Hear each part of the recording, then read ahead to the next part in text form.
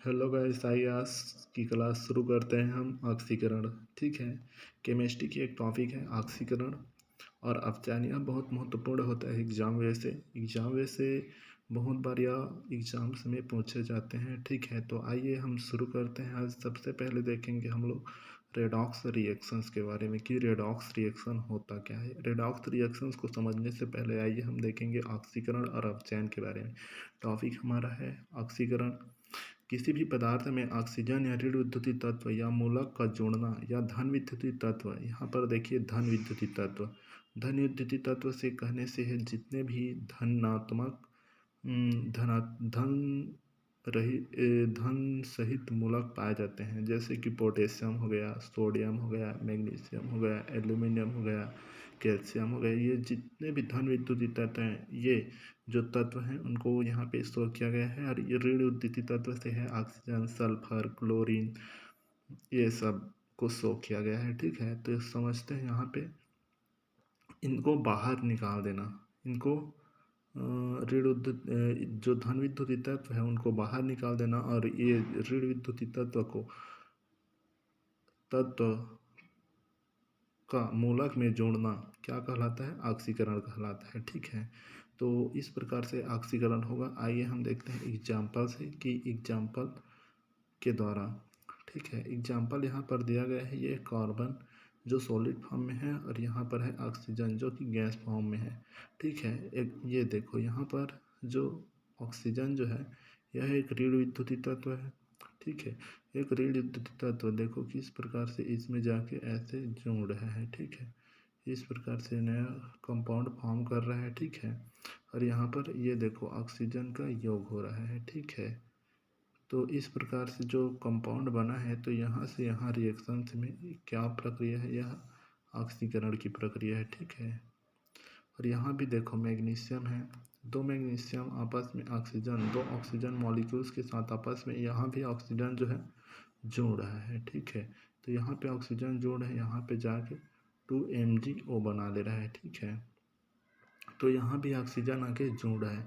तो इस प्रकार की जो अभिक्रिया पाई जाती है उस अभिक्रिया को हम ऑक्सीकरण अभिक्रिया कहते हैं। ऑक्सीकरण अभिक्रिया को मुख्य रूप से हम समझने के लिए इसको ऋण विद्युतीय तत्व का जोड़ना और धन विद्युतीय तत्व का बाहर होना समझ सकते हैं। ठीक है, और यहाँ पर और एग्जाम्पल दिया गया है। ठीक है, जैसे कि यहाँ पर जिंक है और यहाँ पर सल्फर है।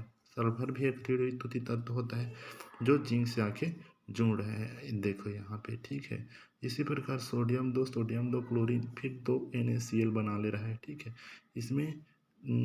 इसमें जो सल्फर है, ठीक है, एक ऋण विद्युतीय तत्व है, और क्लोरीन जो है, क्लोरीन भी एक ऋण विद्युतीय तत्व है।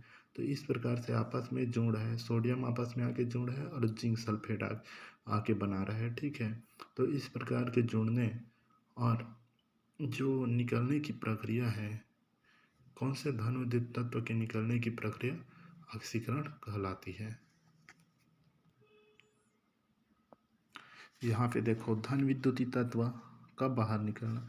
ये जो पोटेशियम आयोडाइड है, ठीक है, इसमें जो क्लोरीन एक ऋण विद्युतीय तत्व होता है और जो पोटेशियम एक धन विद्युतीय तत्व है। तो धन विद्युतीय, ठीक है, जो विद्युत धनी तत्व है, विद्युत धनी तत्व यहाँ पे क्या हो रहा है, यहाँ से आयोडीन से बाहर निकल रहा है और जाके, ठीक है, ये जो कंपाउंड है कंपाउंड से अलग निकल जा रहा है। ठीक है, और क्लोरीन जोड़ है।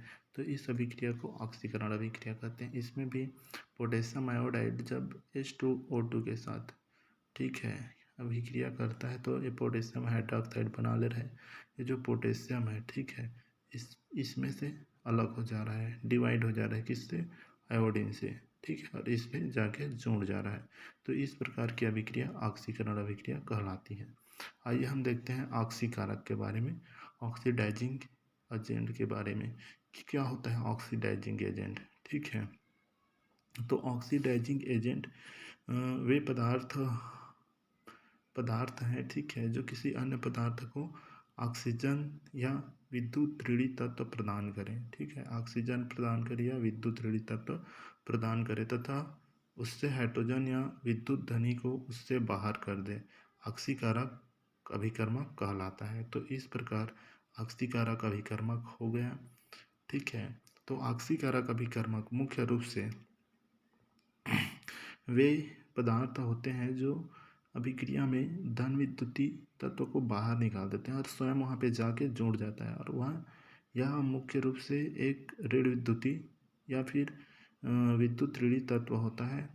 ठीक है, ये पदार्थ जो है अभिकारक विकर्मक एक ऋण विद्युतीय तत्व होता है। यहाँ पे देखिए, यहाँ पर फेरस फेरस ट्राइक्लोराइड है। ठीक है, फेरस ट्राइक्लोराइड है और यहाँ पर टिन क्लोराइड है। ठीक है, तो यहाँ पर जब दोनों की अभिक्रिया होती है, ठीक है, तो यह जो फेरस है इसमें चार्ज है, पॉजिटिव चार्ज यहाँ पे 3 है, तो 3 यहाँ पर प्लस चार्ज शो कर रहा है। ठीक है, यहाँ पे देखो, लेकिन जब यहाँ अभिक्रिया किया जाता है तो यहाँ से क्लोरीन बाहर निकल जाता है और इनकी जो संयोजकता है इसमें से इलेक्ट्रॉन की हानि हो रही है। ठीक है, इसके एक और वो मान सकते हैं जहाँ पर ऐसे पदार्थ या ऐसे अभिकर्मक जो इलेक्ट्रॉन खोकर किसी अन्य पदार्थ को या अभिकर्मक को ऑक्सीकृत कर देता है, ऐसे पदार्थ को भी अभिकारक कहते हैं। तो यहाँ पे देखो, ये इलेक्ट्रॉन खो रहा है और इसको ऑक्सीकृत कर दे रहा है। ठीक है, यहाँ पे जाके क्या हो जा रहा है, ऑक्सी ये पदार्थ को ये ऑक्सीकृत कर देता है। ठीक है, यहाँ पर टिन की संयोजकता +2 है, लेकिन यहाँ पे आके +4 हो जाएगी इसकी संयोजकता। ठीक है, तो इस प्रकार से ये अभिक्रिया बताता है कि किस प्रकार से ये जो घट रही है। ठीक है, इसमें क्लोरीन की क्या हो रही है, क्लोरीन घट रहा है, ये क्लोरीन को बाहर निकाल दे रहा है। यही बता रहा है कि यह जो फेरस ट्राइक्लोराइड है वह एक ऑक्सीकारक अभिकर्मक है। तो थैंक्स, आप लोग वीडियो में बने रहिए।